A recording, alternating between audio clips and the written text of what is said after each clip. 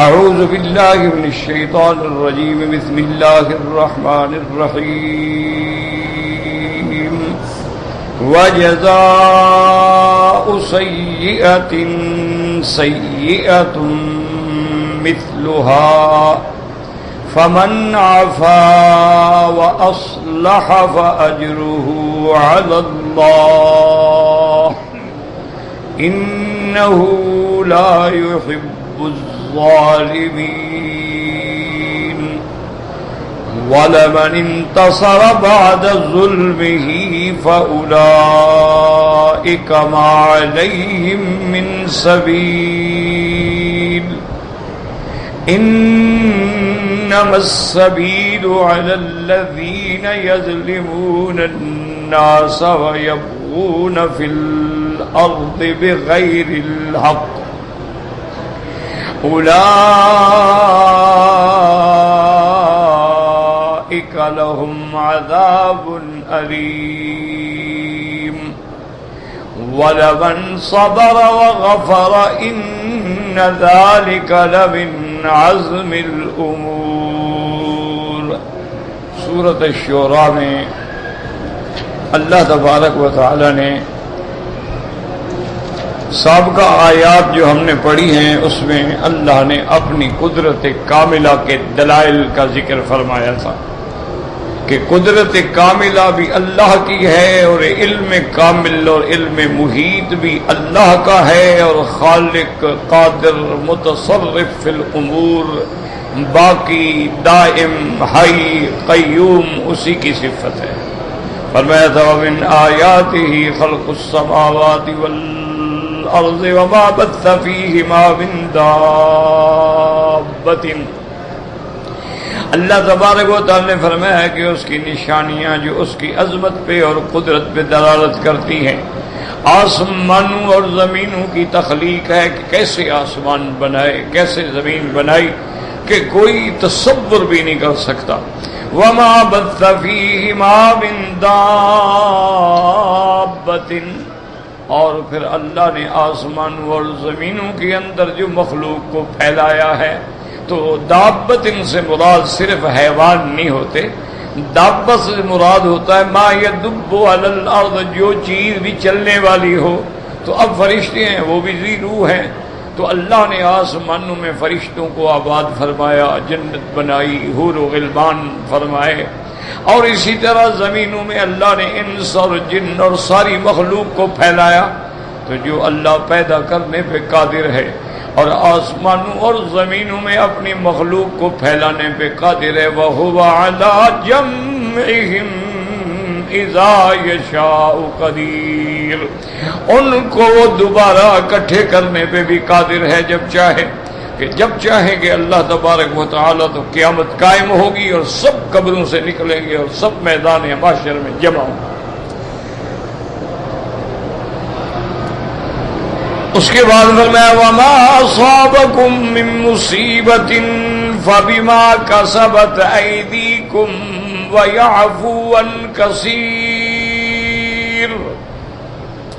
اللہ نے فرمایا کہ اے لوگوں جو تم کو مصیبت پہنچتی ہے یہ تمہارے اپنے ہاتھوں کی کمائی ہے یعنی تمہارے گناہوں کی وجہ سے تمہارے اعمال سیئہ کی وجہ سے.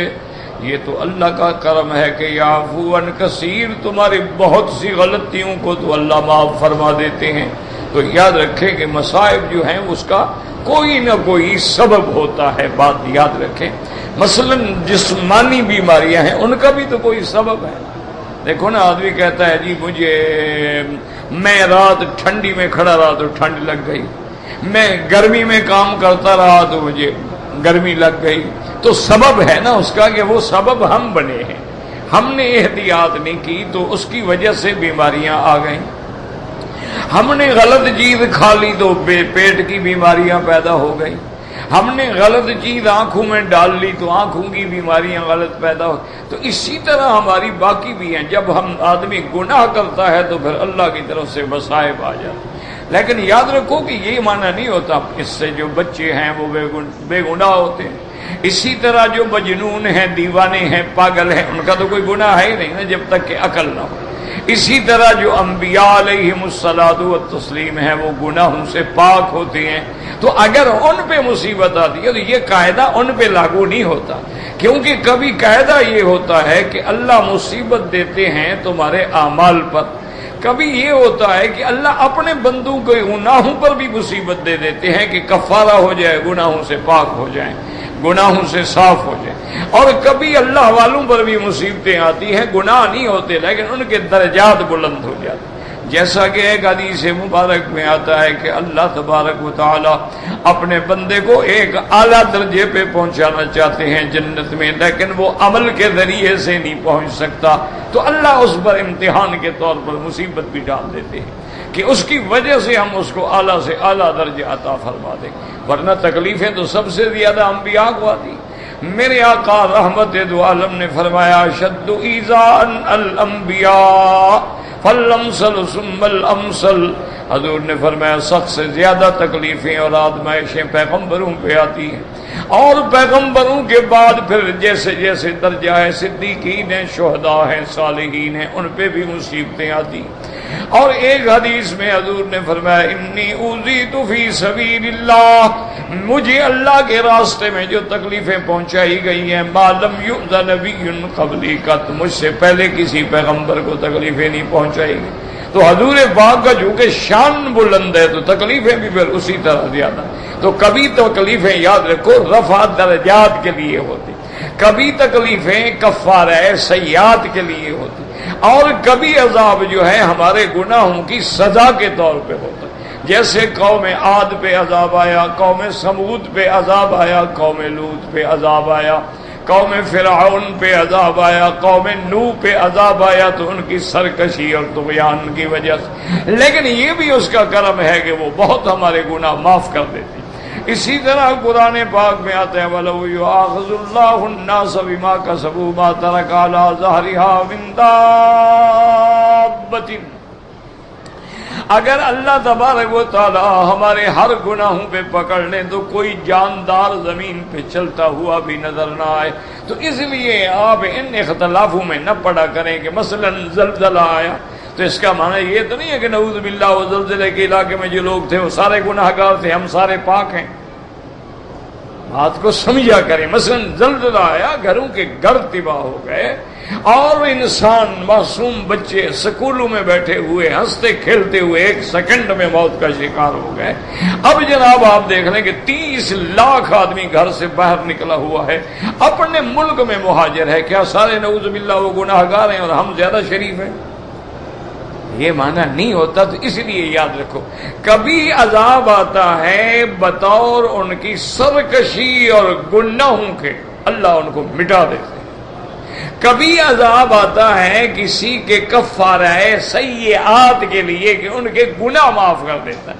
اس لیے حضور نے فرمایا کسی بندے کو پاؤں میں کانٹا جو لگتا ہے اس کی وجہ سے بھی اللہ تمہارے گناہ معاف کر دیتا ہے۔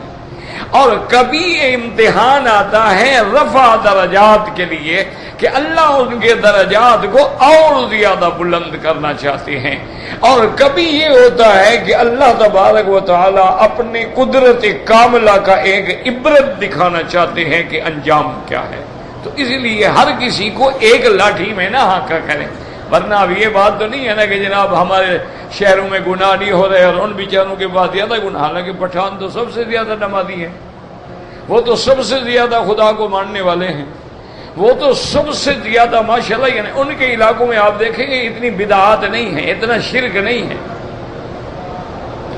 اتنا قبر پرستی نہیں ہے، وہ تو اکثر ان کے لوگ جو ہیں وہ صحیح العقیدہ ہیں۔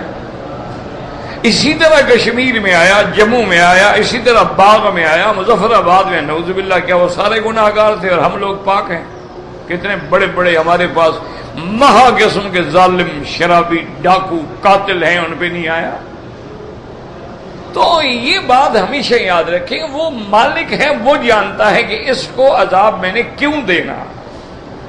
اب دیکھیں نا، جیسے مثلا آپ کو اللہ نہ کرے، اللہ ہر کسی کو شفا دے، ایک زخم ہے، آپ ڈاکٹر کے پاس جاتے ہیں، وہ کہتا ہے کہ جناب آپ یہ مرہم لگائیں 2-3 دن اور اس کے بعد، اچھا پھر آپ جاتے ہیں کہ جناب وہ تو ٹھیک نہیں ہو رہا، وہ کہتے ہیں بھئی اس کا مطلب ہے کہ یہ کوئی انفیکشن ہے، اب اس کو تو پھر ہمیں باقاعدہ کاٹ کے صاف کرنا پڑے گا. اچھا اب کاٹ کے بھی نعوذ باللہ صاف نہیں ہو رہا ہوگا، او اللہ معاف کرے کہیں آپ شوگر کے بیمار تو نہیں ہیں. تو مقصد ہے کہ ایک زخم کی بھی وجوہات کئی ہو سکتی ہیں، اسی طرح اس قسم کے عذاب کی وجوہات بھی کئی ہو سکتی ہیں. کسی کے درجات بلند ہو رہے ہیں، کسی کے گناہ معاف ہو رہے ہیں، اور کسی کو سزا مل رہی ہے. اچھا کبھی یہ بھی ہوتا ہے کہ رحمت ہو یا عذاب ہو، مثلا بارش برستی ہے. اب یہ تو نہیں ہے نا کہ بارش نمازی کے گھر میں برسے اور جو بے نماز ہے اس کے گھر میں نہیں برستی. مسلمان کے گھر میں تو بارش آئے اور ساتھ کافر کا گھر ہے، ہندو کا سکھ کا تو نہ ہے. نہیں، اللہ کی یہ عنایت عامہ ہے، سب کو ملے گی.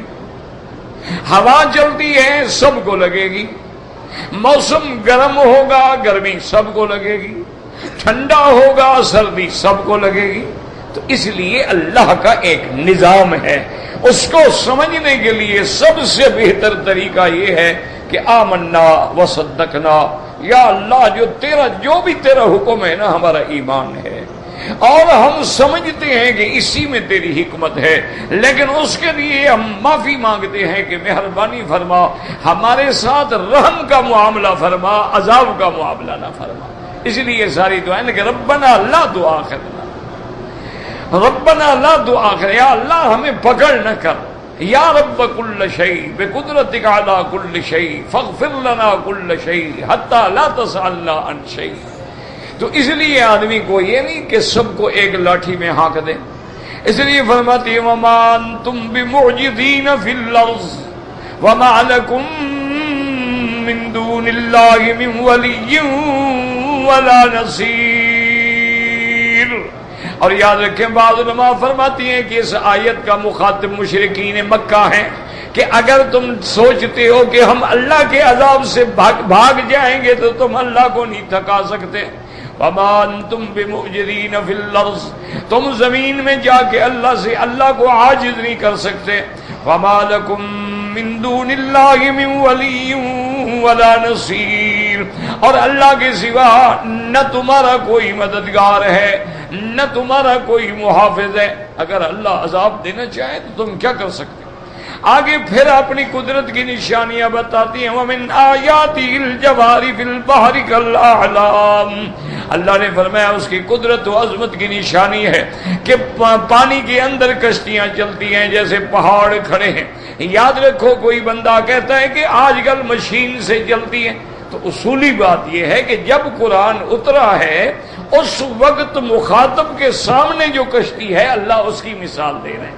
اس لیے ہمیشہ قرآن کو سمجھا کریں. اب جیسے اللہ فرماتی ہے فَلَا يَنظُرُونَ إِلَى الْإِبِلِ كَيْفَ خُلِقَتْ، کیا یہ اونٹ پہ غور نہیں کرتے کہ اللہ نے کیسے بنایا ہے، کتنا اونچا ہے، کتنا قوی ہے، کتنا ٹانگیں لمبی ہیں، کتنا گردن اونچی ہے، اور کیسے پاؤں گول سے ہیں، کیسے ریت پہ چلتا ہے، اور کیسے اپنی ٹانگوں کو موڑ کے بیٹھتا ہے، کتنا بوجھ اٹھاتا ہے.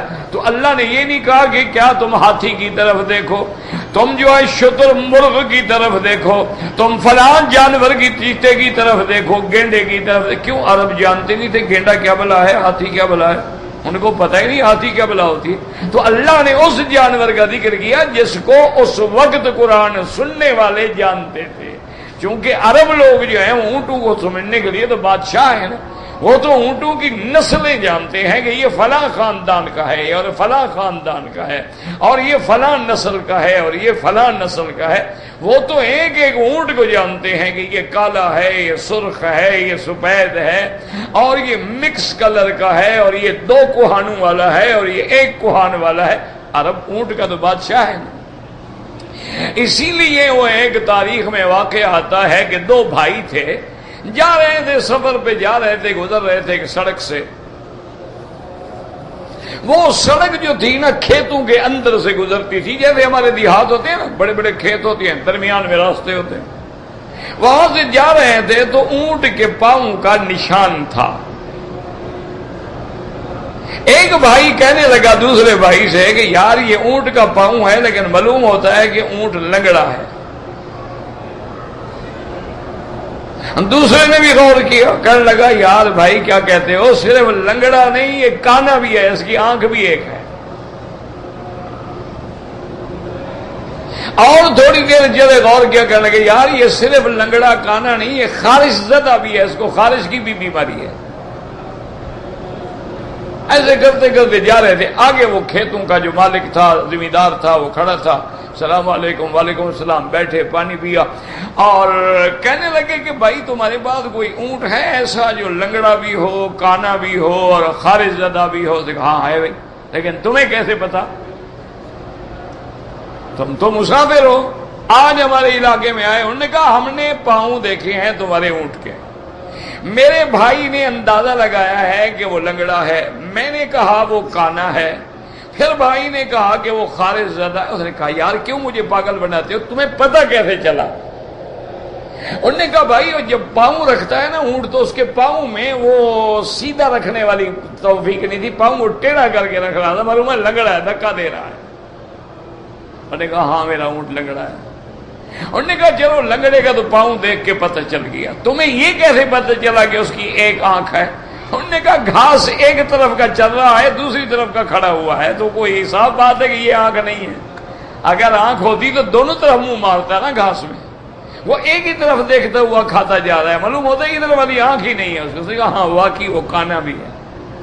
تو انہوں نے کہا اچھا چلو یہ بھی تمہیں پتہ لگ گیا گھاس دیکھ کے، تمہیں یہ کیسے پتا ہے کہ میرے اونٹ کو خارش بھی ہے؟ انہوں نے کہا سامنے ایک درخت ہے نا، اس کے ساتھ اس نے اپنی جان رگڑی ہے نا، اس کا چمڑا وہاں لگا ہوا تھا، اس کی جلد وہاں لگی ہوئی تھی، بال وہاں لگے ہوئے تھے، ہم نے اندازہ لگایا کہ وہ خارش بھی ہے، بیچارہ درختوں کے ساتھ اپنے بدن کو رگڑتا۔ انہوں نے کہا باقی ٹھیک ہے، وہ دیکھو وہ اونٹ کھڑا ہے، یہ لنگڑا بھی ہے، کانا بھی ہے، خارش بھی۔ تو عرب اونٹ کو سمجھتے تھے، اس لیے قرآن نے انہیں اونٹ کی مثال دی کہ افلا ينظرون الى الابل کیف خلقت۔ اب اس کا معنی یہ تو نہیں نا کہ ہاتھی نہیں ہوں گے اور دنیا میں جانور نہیں ہوں گے، جو سمجھیں گے تو حوالہ دیں گے نا۔ اگر اللہ فرماتے کیا ہاتھی کو، انہیں ہاتھی دیکھا نہیں، کیا سمجھتے؟ اسی لیے اللہ نے ان کشتیوں کا ذکر کیا ہے جو اس زمانے میں تھی۔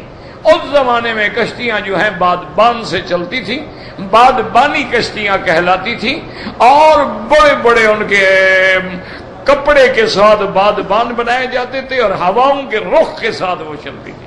اگر ہوائیں کھڑی ہو جائیں کشتی بھی کھڑی ہو، ہوائیں مخالف ہو جائیں کشتی پھر بھی نہیں چل سکتی، ہوا موافق ہو جائے تو کشتی ماشاءاللہ تیزی سے چل پڑتی تھی۔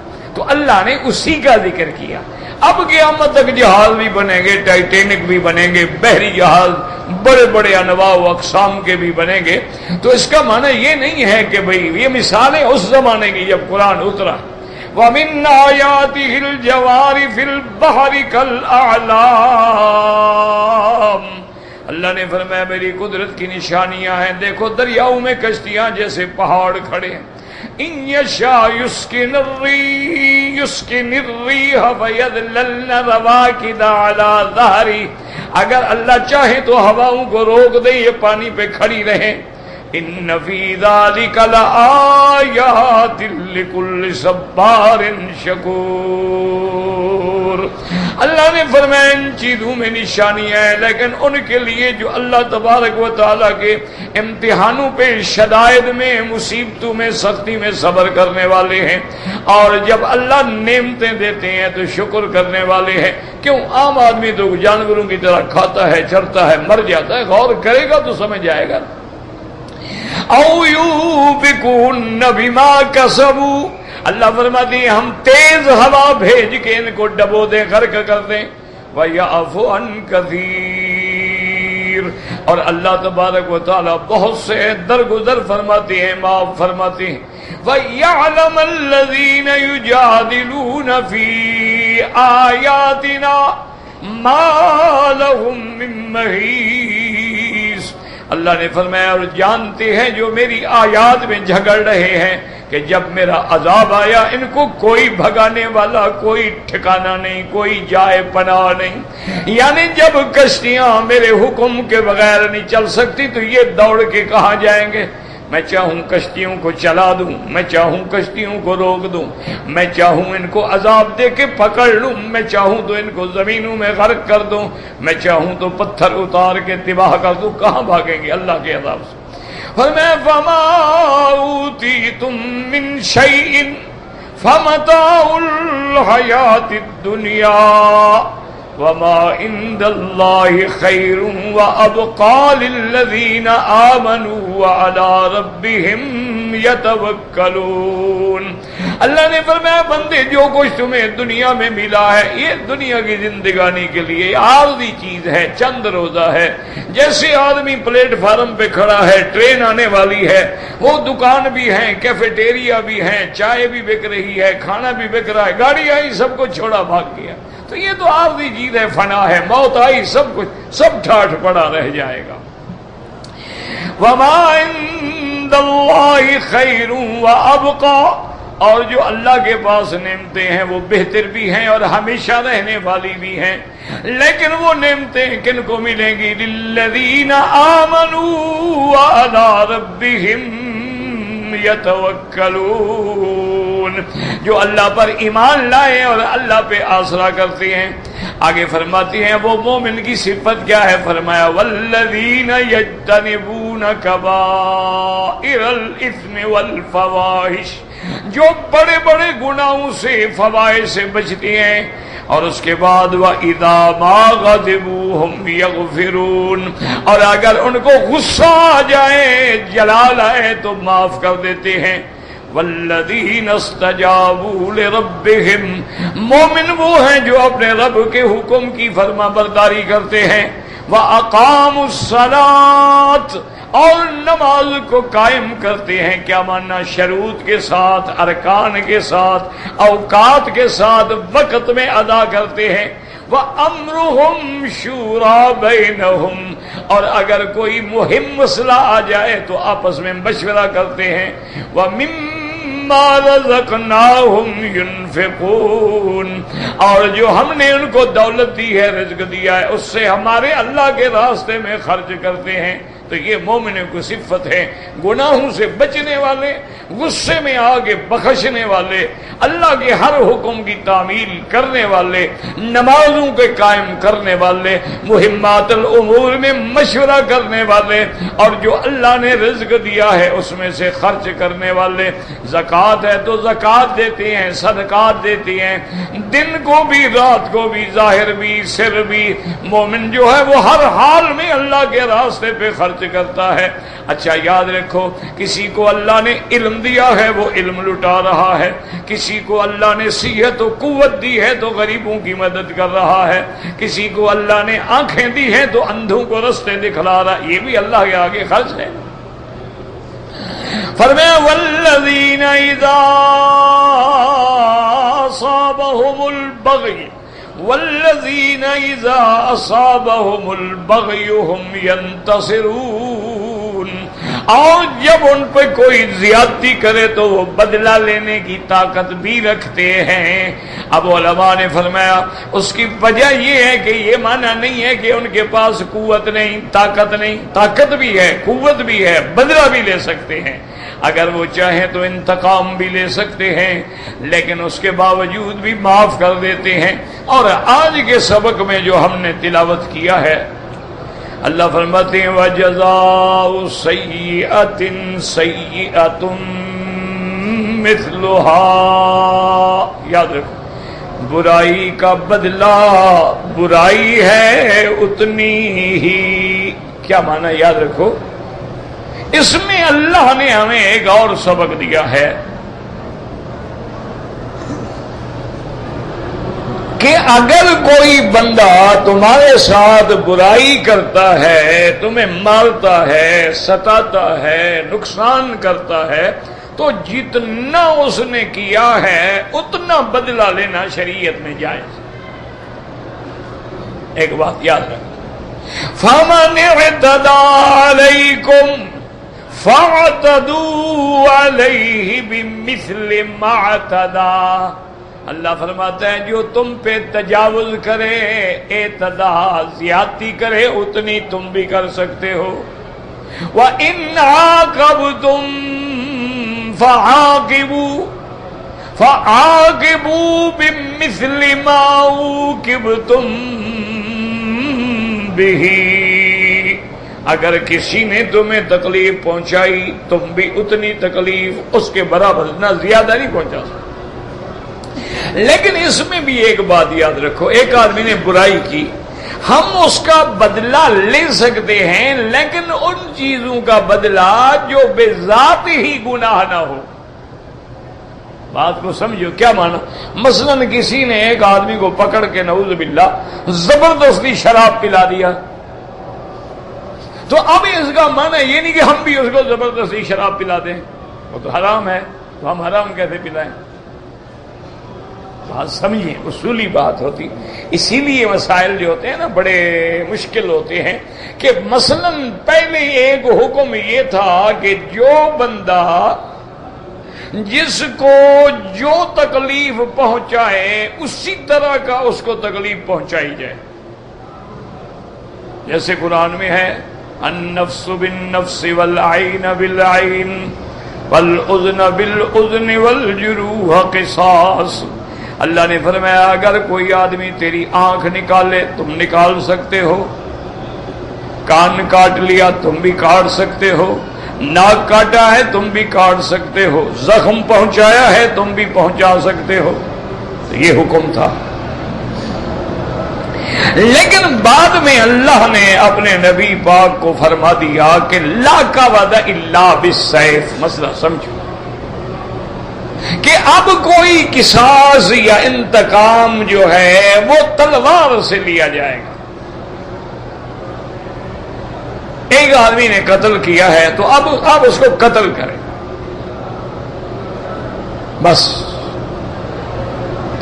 کیوں؟ اس کی وجہ یہ ہے کہ کبھی ایسے بھی حالات آتے ہیں نا، جیسے آج کل آپ میڈیا پہ دیکھ رہے ہیں کہ کسی بدبخت آدمی نے 5 سالہ لڑکی سے زنا کیا، مر گئی، تو اب کیا کرو گے؟ اس کے ساتھ بدفعلی کرو گے؟ وہ تو حرام ہے. تو اس قسم کی سزا کیسے دیں؟ بعض لوگوں نے نعوذ باللہ کسی چھوٹے سے بچے، آج ہی میں اخبار میں پڑھ رہا تھا، وہ کوئی ایسا ملعون تھا کہ 3 سال سے لے کر 7 سال کے بچوں کو بہلا کے پھسلا کے لے جاتا، ان سے بدفعلی کرتا. اچھا اب کئی مر گئے، 3 سال کا بچہ کے بیچارہ کیا کرے گا؟ تو اب یہ تو نہیں ہے کہ اس سے ہم بدفعلی کریں، وہ تو حرام ہے. تو اب جو بدلہ لیا جائے گا لا قوت الا بالسیف، اب بدلہ تلوار یعنی گردن اڑائی. اسی طرح اللہ فرماتے ہیں کہ اگر کسی نے تمہارے ساتھ برائی کی، مثلا تمہارا 100 ریال کھا گیا، تم ملازم ہو، تمہیں اپنے 100 ریال کے برابر پیسے لینے کا حق ہے. تم نے کسی طریقے سے اس کی جائیداد سے لے لیا، جائز، لیکن 101 ریال نہیں لے سکتے ہو، یعنی اپنا حق لے سکتے ہو، اس سے زیادہ نہیں لے سکتے. اچھا اس کے بعد دیکھیں پھر اللہ پاک فرما رہے فَمَنْ عَفَا وَأَصْلَحَ فَأَجْرُهُ عَلَى اللَّهِ. اللہ فرماتے ہیں میں نے تمہیں بدلہ لینے کی اجازت دی ہے، لیکن جو معاف کر دے، جو اصلاح کر دے، اس کا اجر اللہ تبارک و تعالی پہ ہے. اور انہ لا یحب الظالمین، اللہ برائی کرنے والوں کو محبوب نہیں رکھتے، اللہ ظلم کرنے والوں کو محبوب نہیں رکھتے. الباغی ازلم، ظالم وہ ہوتا ہے جس نے ابتدا کی. تو اس لیے اب 2 مسئلے ہو گئے. وَلَمَنِ انتَصَرَ بَعْدَ ظُلْمِهِ، اگر کسی نے بدلہ لیا جب اس پر ظلم ہوا ہے، فَأُولَٰئِكَ مَا عَلَيْهِم مِّن سَبِيلٍ، اس پہ پھر کوئی گناہ نہیں، کوئی سزا نہیں. اس پہ ظلم ہوا، اس نے بدلہ لیا تو اس پہ اب کوئی نہیں. انما السبیل علی الذین یظلمون الناس ویبغون فی الارض بغیر الحق، راستہ تو ان لوگوں پہ ہے جو لوگوں پہ ظلم کرتے ہیں اور زمین میں ناحق فساد پھیلاتے ہیں. اولئک اولئک لہم عذاب علیم، ان کے لیے عذاب ہے دردناک۔ پھر نصیحت کرتے ہیں وَلَمَنْ صَبَرَ، جس نے ظلم ہونے کے باوجود بھی صبر کیا، وَغَفَرَ، اور اس کو بخش دیا، إِنَّ ذَلِكَ لَمِنْ عَزْمِ الْأُمُورِ، یہ معاف کر دینا، ظلم کے بعد بدلہ نہ لینا، بخش دینا، یہ بڑے کام والی، بڑے شان والی کاموں میں سے کام ہے، ہر کوئی نہیں کر سکتا۔ یاد رکھیں اس میں دو باتیں ہیں۔ حضرت ابراہیم نخعی رحمت اللہ علیہ اور اسی طرح دیگر علماء مفسرین نے لکھا ہے کہ اللہ والے جو ہے نا، ان کی شان یہ ہوتی ہے کہ وہ بدلہ بھی لیتے ہیں اتنا جتنا ان پر ظلم ہوا، اور معاف بھی کرتے ہیں۔ تو انہوں نے کہا اس کی دو حالتیں ہیں، یاد رکھو۔ اگر ایک آدمی نے زیادتی کی ہے، وہ فاسق ہے، فاجر ہے، ڈاکو ہے، چور ہے، اس کو معاف کرو، وہ تو اور زیادہ اکڑے گا۔ ایسے بندے سے بدلہ لینا ضروری۔ دیکھو نا جی، کوئی آدمی اگر ہے ہی ظالم، آپ جا رہے ہیں جنگل میں، خنزیر سامنے آ جائے، آپ اس کو کیا کہیں گے؟ جناب خیریت ہے، مزاج اچھے ہیں؟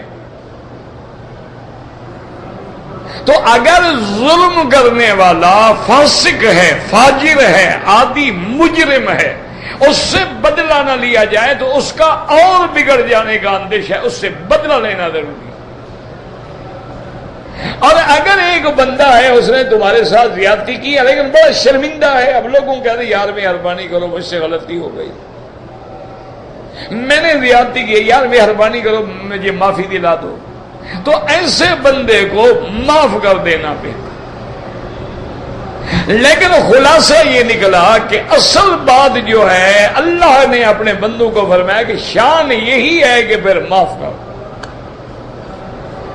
کیوں؟ یہ معاف کرنے والی شان ہے میرے اللہ کی، تو بندہ جب اللہ کی صفات میں سے عمل کرتا ہے تو اس کی شان بھی پھر بلند ہوگی۔ اسی لیے حدیث دعا آتی ہے نا حدیث پاک میں کہ اللہم انک عفو کریم تحب العفو فاعف عنا، اللہ آپ معاف کرنے والے بھی ہیں، سخی بھی ہیں، اور معاف کرنے کو آپ اچھا اور پسند بھی فرماتے ہیں، تو مہربانی کر کے ہمیں بھی معاف کر دیں۔ جیسا کہ حدیث مبارک میں آتا ہے کہ جب حضور پاک سرکار دو عالم رحمت دو عالم حضرت سیدنا محمد مصطفیٰ صلی اللہ علیہ وسلم فتح مکہ کے موقع پر حضور جب آ رہے ہیں اور 10,000 کا لشکر ہے حضور کے صحابہ کا، پروانوں کا ساتھ آ رہا ہے، یعنی آپ اندازہ کریں کہ جب حضور ہجرت کر کے گئے تو صرف ابو بکر ساتھ ہے، اور فتح مکہ والے دن 10,000 کا لشکر ساتھ۔ اس لیے ہمیں سبق ملتا ہے کہ حق بات کہنے پر مخالفتیں ہوتی ہیں، تکلیفیں بھی ملتی ہیں، گھبراؤ نہیں، پھر آہستہ آہستہ کارواں بنتا گیا، پھر لوگ ملتے جائیں۔ حق کے لیے ابتدا میں تمہیں کچھ مار کھانی پڑے گی، تکلیف بھی ہوگی، لیکن اگر ایک دفعہ آپ برداشت کر گئے نا جی، تو اللہ کی شان ہے کہ پھر اللہ تبارک و تعالی وہاں سے تمہارے لیے راستے کھول دیتے ہیں۔ حضور صلی اللہ علیہ وسلم نے اپنے لشکر کو تقسیم کیا، عربی میں کہتے ہیں میمنہ میسرہ، کہ آپ نے ایک لشکر تشکیل کیا بھی تم دائیں طرف میں مکے میں بڑھو، ایک لشکر تشکیل دیا کہ تم بائیں طرف سے مکے میں بڑھو، اور فرمایا ہم سیدھے مکے میں جائیں گے تاکہ لشکر ہر طرف سے گھیرے میں لے ان کو۔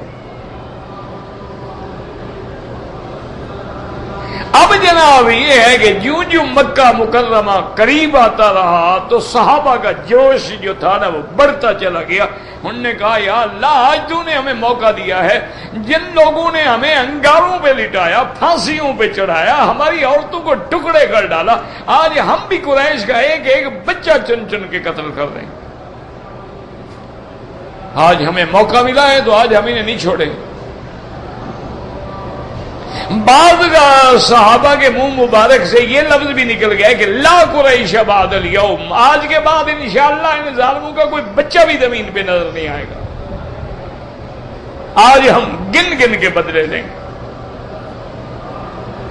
سرکار دو عالم کو جب یہ باتیں پہنچی اور حضور جب مکے کے قریب آئے لشکر کو روک دیا، فرمایا پہلے میری ہدایات سن لو. ایک تو مکہ اللہ کا حرم ہے جس میں قتال، لڑائی، جنگ، مارنا سب حرام ہے، لیکن اللہ نے مجھے کچھ دیر کے لیے اجازت دی ہے.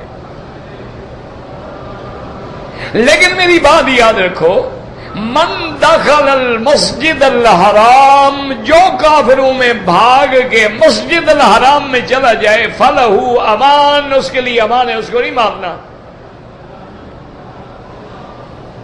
من دخل دار ابی سفیان، جو میرے چاچا ابی سفیان کی حویلی میں چلا جائے اس کو بھی امان ہے.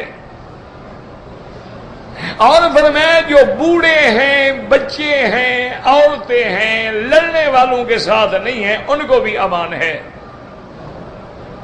اگر کوئی کافروں کا مولوی ہے، پنڈت ہے، پادری ہے، اس کو بھی امان ہے. اور فرمایا من نلقى السلاح، جو اپنا تلوار ہاتھ سے پھینک دے اس کو بھی امان ہے.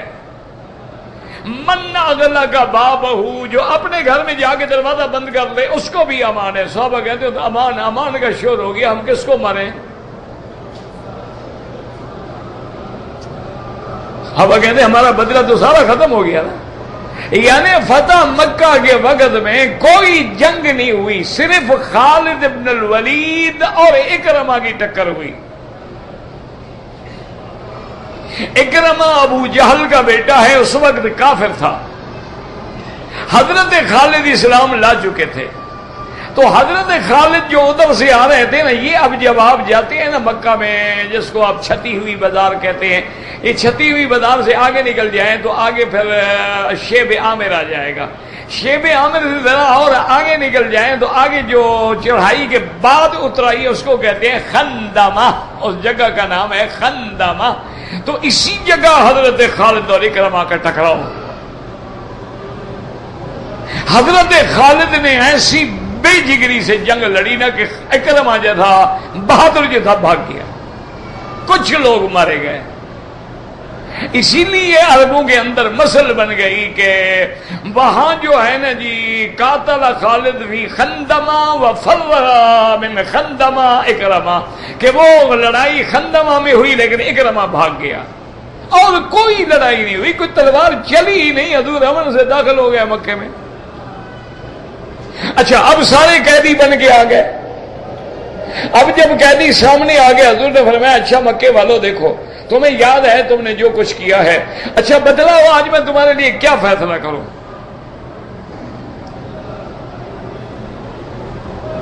وہ بھی سردار لوگ تو تھے نا، بہرحال اس میں تو کوئی شک نہیں نا. انہوں نے کہا یا رسول اللہ ہمیں اپنے گناہوں کا اعتراف ہے، لیکن ہمیں امید ہے آپ ہمارے بھائی تو ضرور ہے نا، ہم آپ کے دین پہ نہ ہوں لیکن رشتہ دار تو ہیں، اور ہمیں یہ بھی پتا ہے کہ آپ سخی ہیں، جو ایک سخی بھائی فیصلہ کر سکتا ہے وہ کرے، ہمیں قبول ہے. حضور نے فرمایا مکے والوں آج میں بھی وہی فیصلہ کرتا ہوں جو یوسف علیہ السلام نے اپنے بھائیوں کے لیے کیا تھا کہ لا تثریب علیکم اليوم، آج کے بعد میں تمہیں گلہ بھی نہیں دوں گا کہ تم نے میرے ساتھ کیا کیا. اور فرمایا انتم الطلقاء، تم سب آزاد ہو، جہاں چاہو جاؤ. تو یہ جو بات، اس لیے اللہ کہتے ہیں بڑا کام، ان ذالک لمن عزم الامور، کہ اپنے غصے کو پی جانا اپنے ظلم کا بدلہ نہ لینا، اس کو پھر معاف کر دینا، یہ بہت بڑے کاموں میں سے کام ہے، یہ ہر آدمی کے بس کی بات نہیں ہوتی ہے۔ تو اس لیے اب یاد رکھو، بدلہ لینا بھی جائز ہے لیکن اتنا جتنا نقصان ہے، اور معاف کر دینا جو ہے وہ سب سے افضل ہے۔ اب یہ دیکھا جائے گا کہ اگر ایک آدمی بدلہ نہ لیا جائے تو گناہ میں بڑھ جائے گا، اس سے بدلہ لینا ضروری ہے۔ ایک آدمی اپنے فعل پہ شرمندہ ہے تو اس کو معاف کر دینا ضروری ہے۔ اللہ پاک سے دعا کریں اللہ ہمیں بھی معاف کر دے، اور اللہ حضور کی امت پہ رحمت کے فیصلے فرما دے، اور جو ہمارے بھائی ہمارے مسلمان کشمیر میں اور اسی طرح سوات میں، پاکستان میں، بنگلہ دیش میں، ہندوستان میں، عرب میں، عجب میں، یورپ میں، جس جگہ بھی ہیں مولا ان پہ رحم فرما، یا اللہ ان کی جان مال آبرو عزت کی حفاظت فرما، یا اللہ آج تیرے نام لیوا کا خون جو ہے وہ بہ رہا ہے اور کوئی رونے والا بھی نہیں ہے۔ انا للہ و انا الیہ راجعون۔ اللہ ہمیں معافی عطا فرما دے۔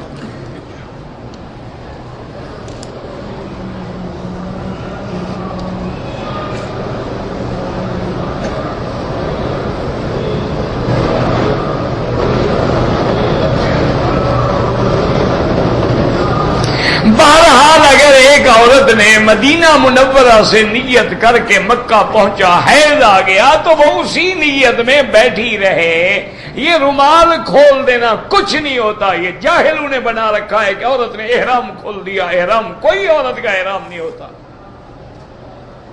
یہ تو جاہلوں نے خود مسئلہ گھڑا ہوا ہے کہ جو رومال عورت باندھ رہی ہے احرام ہے۔ اچھا، اور کئی میری بیٹیاں اتنی بے وقوفی کرتی ہیں کہ میں نے تو احرام باندھا ہوا ہے نا، مسا بھی اس کے اوپر کرتی ہیں، وضو بھی نہیں ہوتا، نماز بھی نہیں ہوتا۔ عورت کے لیے کوئی احرام نہیں کہ وہ چادر باندھے اور رومال باندھے، اور جو کپڑے ہیں وہی احرام ہے۔ اس نے تو صرف نیت کرنی ہوتی ہے، لبیک بعمرۃ لبیک اللہم لبیک لبیک لا شریک لک لبیک، اور کوشش کرے کہ اگر مرد نہیں ہے تو چہرے پہ بھی کپڑا نہ ہو، تو چہرہ جو ہے وہ کھلا رہے، اگر مرد آگے آ جائے تو کپڑا لٹکا سکتی۔ اب وہ عورت حیض آ گیا، اپنے ہوٹل میں مکان میں بیٹھی رہے اور یہ سمجھے میں احرام میں ہوں، نہ ناخن کاٹے، نہ کنگھی دے، نہ خوشبو لگائے، نہ شوہر کے ساتھ کوئی غلط بات کرے، جب پاک ہو جائے سادہ پانی سے غسل کر کے طواف کرے، صفا دوڑے، بال کٹائے، اس کو مسجد عائشہ جانے کا کیا معنی ہے؟ وہ تو احرام باندھ کے آئی ہے وہاں سے، خدا کے بندے پھر کیوں جائے گی مسجد عائشہ؟ یہ اپنے مسئلے ہیں، لوگوں نے گھر رکھے ہیں، کیا کرے آدمی؟ وہ تو پہلے احرام باندھا ہوا ہے، اس نے دوبارہ کیا کرنے جائے گی مسجد عائشہ؟ احرام اس رومال کا نام نہیں ہوتا، احرام نیت کا نام ہوتا ہے۔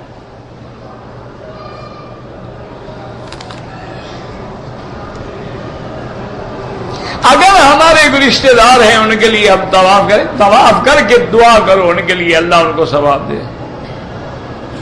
عورتوں کے لیے پردہ جو ہے ہر حال میں ضروری ہے، اور پردہ ہوتا بھی چہرے کا ہے، پاؤں کا پردہ نہیں ہوتا۔ پردہ ہے فتنے سے بچنے کے لیے، اور سب سے بڑا فتنہ تو چہرہ ہے، اگر اس کو کھلا رکھا ہے تو باقی چھپا کیا رہی ہے؟ کوئی عقل کریں۔ اور پھر یعنی بی بی عائشہ حج کا مسئلہ بتا رہی ہیں کہ جب ہم احرام میں تھے تو فرماتی ہیں اذا حاذین الرجال، جب لوگ قریب آتے سدلنا علی وجوہنا، ہم اپنے چہروں پہ کپڑا ڈال لیتے۔ تو پردہ تو ہوتا ہی چہرے کا ہے، قرآن کہتے فاسألوہن من وراء حجاب، کوئی چیز مانگنی ہو پردے کے پیچھے سے مانگو، تو پردہ تو ہے ہی چہرے کا۔ اگر چہرہ کھلا ہوا ہے تو باقی بچتا کیا ہے؟ سارا میک اپ، سارا سنگار، سارا فتنہ، سارے شہوات کا منظر، سارا بندے کو بربادی میں ڈالنے والا وہی چہرہ تو ہوتا ہے۔ وہ مسئلہ ہے کہ عورت نماز میں چہرہ کھلا رکھے، نماز میں ہاتھ کھلے رکھے پاؤں کھلا رکھے تو جائز ہے، یہ مانا نہیں کہ عام حال، کیوں جب آؤ نماز پڑھ رہی ہے تو کون بے حیا ہوگا اس وقت دیکھے گا، اور ہر بندہ نماز میں ہوگا اس وقت عورتوں کو تھوڑا دیکھے گا، تو پردہ تو ہوتا ہی چہرے کا ہے میرے بھائی، یہ تو غلط فہمی ہے لوگوں کو کہ پردے کا چہرے کا پردہ نہیں تو باقی بات کیا رہ گئی۔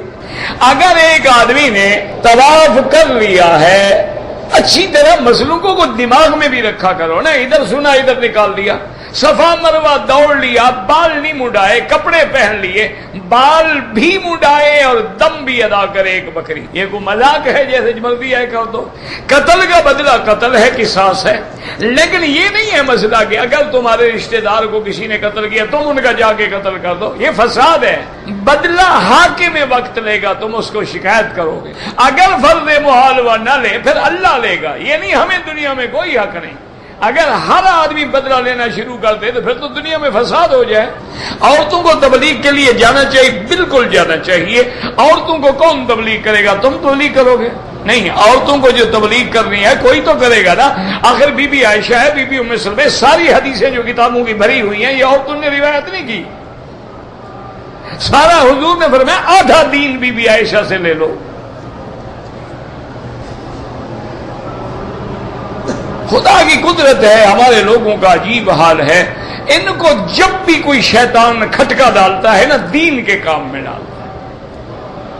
عورتیں فلم دیکھنے جائیں اس کو کبھی تکلیف نہیں ہوئی، عورتیں شام کو جناب ہوٹلوں پہ بیٹھ کے کھانا کھائیں ان کو کبھی تکلیف نہیں ہوئی، عورتیں جا کے جناب ڈسکو ناچ کریں ان کو کبھی تکلیف نہیں ہوئی، عورتیں میراتھن ریس دوڑیں ان کو کبھی تکلیف نہیں ہوئی، عورتیں ہاکی ٹینس فٹ بال اور والی بال کی گیم کھیلیں انہیں کوئی تکلیف نہیں ہوتی۔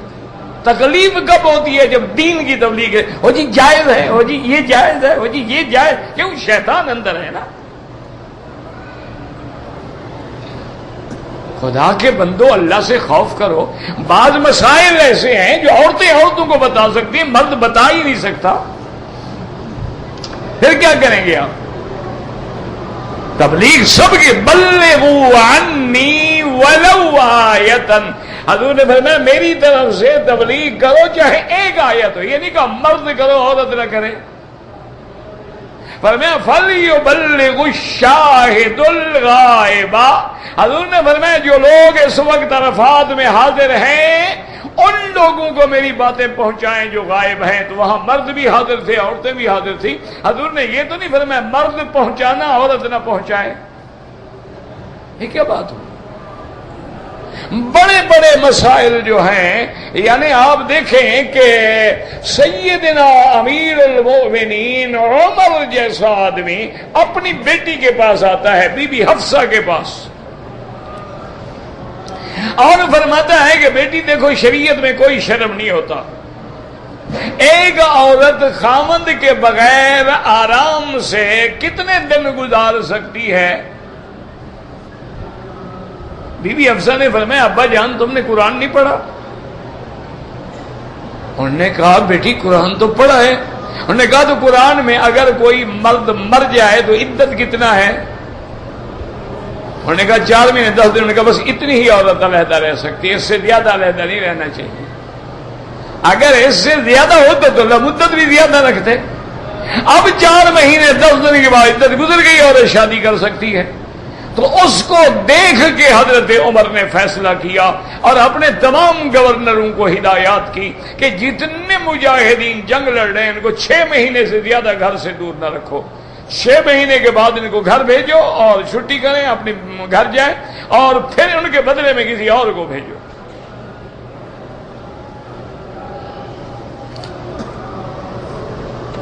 اگر عمرے کی حالت میں ایسے ہاتھ لگایا بال ٹوٹ گیا اس سے کچھ نہیں ہوتا۔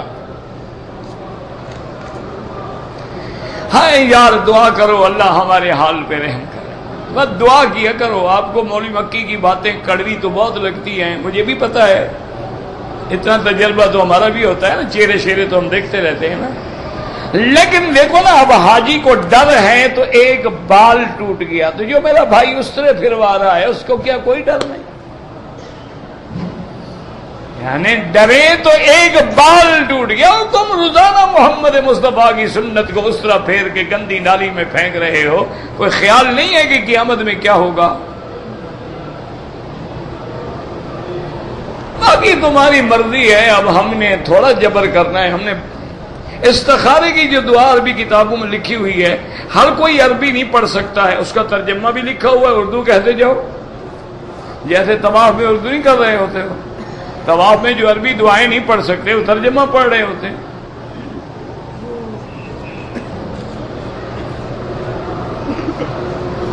حجر اسود پہ لڑائی نہیں ہونی چاہیے، ڈسپلن ہو. وہ طریقہ لکھ کے بھیج دو حکومت کو، جو طریقہ ہو نا وہ لکھ کے بھیج دو.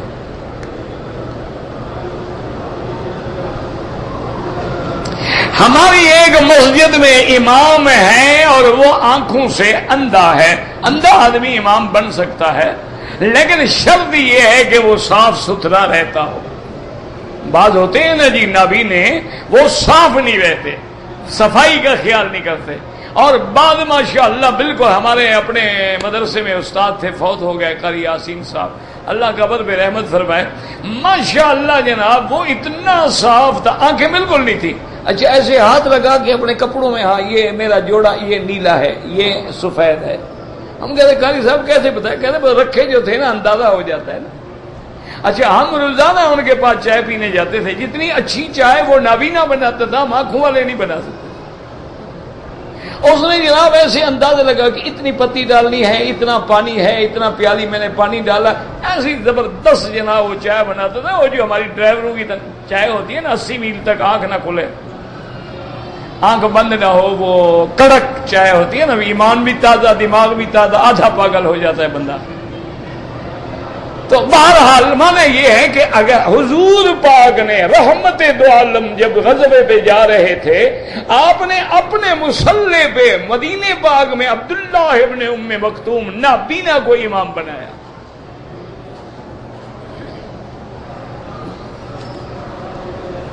عصر کے بعد اگر ہم طواف کریں، امام ابو حنیفہ رحمت اللہ علیہ فرماتے ہیں کہ 2 رکعت مغرب کے بعد پڑھیں.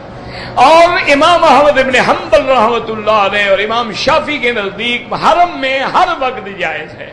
لیکن میرا بھائی بات سمجھا کرو، اگر عصر کے بعد تم نے طواف کیا، ٹھیک ہے، اب تمہارا ارادہ ہے کہ میں مغرب حرم میں پڑھ کے جاؤں گا، تو مغرب کے بعد پڑھو تاکہ کوئی حدیث تمہارے مخالف نہ ہو. جو بندہ مغرب کے بعد پڑھے گا اس کا تو کوئی حدیث مخالف نہیں. اگر عصر کے بعد پڑھے گا تو ایک حدیث تو ہے نا کہ عصر سے لے کر مغرب تک کوئی نماز نہیں، وہ تو مخالف ہے نا. اچھا اگر تمہارا قافلہ جا رہا ہے، ساتھی جا رہے ہیں، باہر گاڑی کھڑی ہوئی ہے، سامان بندھا ہوا ہے، پڑھ کے چلے جاؤ، کوئی بات نہیں، گنجائش تو ہے نا. لیکن افضل وہی ہے کہ مغرب کے بعد پڑھے. حضور کے روضہ مبارک پہ جب جائیں گے تو الصلاۃ والسلام علیک یا رسول اللہ، الصلاۃ والسلام علیک یا حبیب اللہ. چونکہ پوری امت کا اجماع ہے کہ اللہ کے انبیاء اپنے قبروں میں زندہ ہیں، ما سوا کرامیہ ایک فرقہ ہے معتزلہ کا، ان کے علاوہ کوئی بھی انبیاء کی حیات کا منکر نہیں.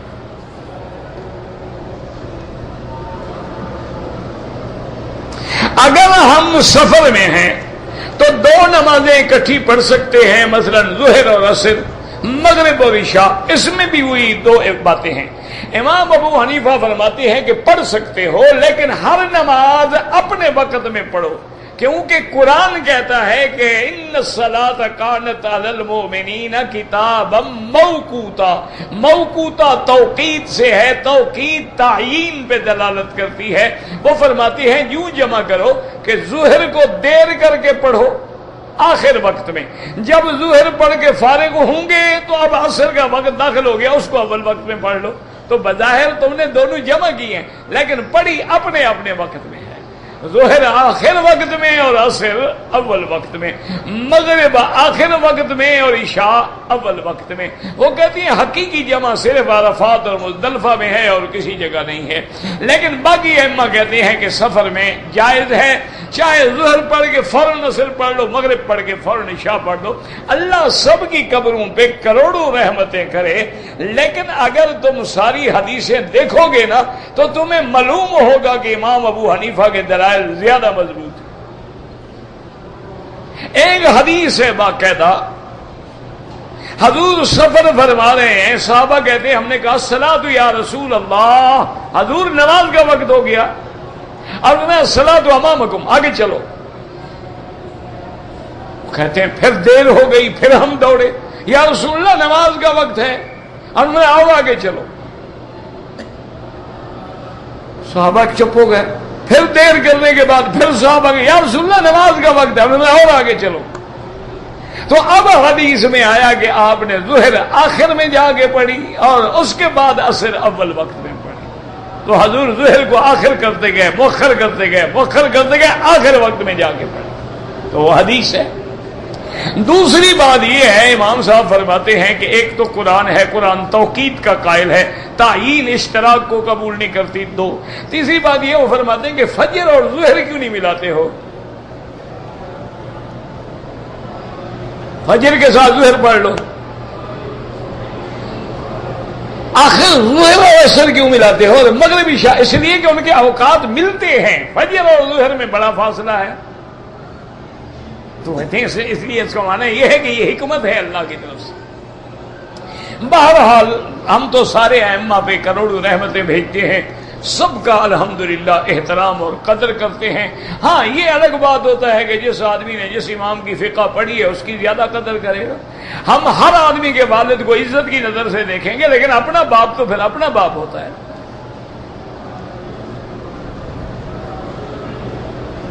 اگر ایک آدمی نے عصر کے بعد طواف بھی کر لیا، صفا بھی کر لی، مغرب کے بعد پڑھ لے، احرام چاہے پہلے کھول دے 2 رکعتیں دوسرے دن پڑھ لے، کوئی فرق نہیں۔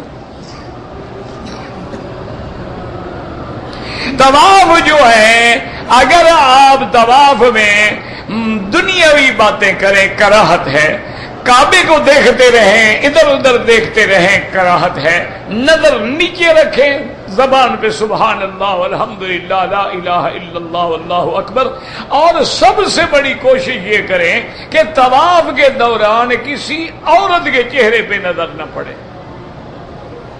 اور جب تیری نظر نیچے ہوگی خود ہی نہیں پڑے گی۔ اچھا یہ معنی نہیں ہوتا کہ چہرہ نہ دیکھو اور پشت دیکھتے رہو، چونکہ بعض ہمارے لوگ بڑے تیز ہوتے ہیں نا، پشت دیکھ کے بھی اندازہ لگا لیتے ہیں قد کیسا ہے، فگر کیسے ہیں، باڈی کیسی ہے، پاؤں کیسے ہیں۔ شیطان ہے نا، تو وہ تو پشت سے بھی سبق پڑھا دیتا ہے نا، اس لیے تو اس نے کہا تھا کہ میں آگے سے بھی پیچھے سے بھی انہیں گمراہ کروں گا۔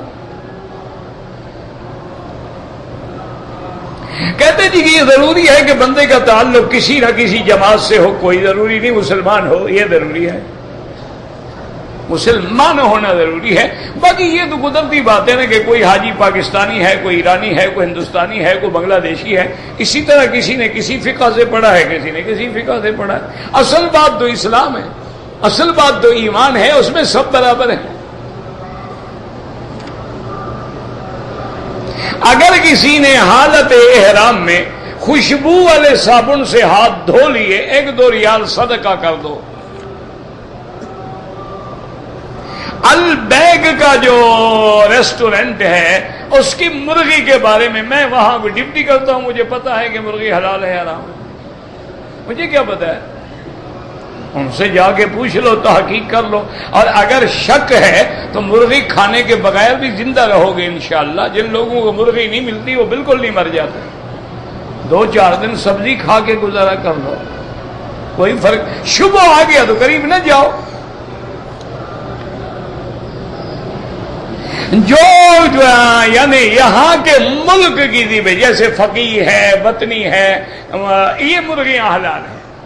جو غیر ملک سے آتی ہیں اللہ عالم، ہمیں دیکھا ہے کہ وہاں کیا حال ہے۔ میں نے بچے کا صدقہ دینا ہے، تمہاری مرضی، مکے میں صدقہ دو، اپنے ملک میں دو، جہاں دو، کوڑ ردو میں میری ممانی فوت ہو، جو بھی فوت ہو گئے اللہ سب کی مغفرت فرمائے۔ اگر جہاز میں احرام باندھ لے، پانی نہیں ہے، وضو نہیں کیا، کچھ نہ کرے، کوئی ضروری نہیں ہے کہ وضو ہو اور نماز ہو اور پانی کچھ بھی نہ ہو، کچھ بھی نہ ہو، کچھ بھی نہ ہو، کچھ بھی نہ ہو، کچھ بھی نہ ہو، کچھ بھی نہ ہو، کچھ بھی نہ ہو، کچھ بھی نہ ہو، کچھ بھی نہ ہو، کچھ بھی نہ ہو، کچھ بھی نہ ہو، کچھ بھی نہ ہو،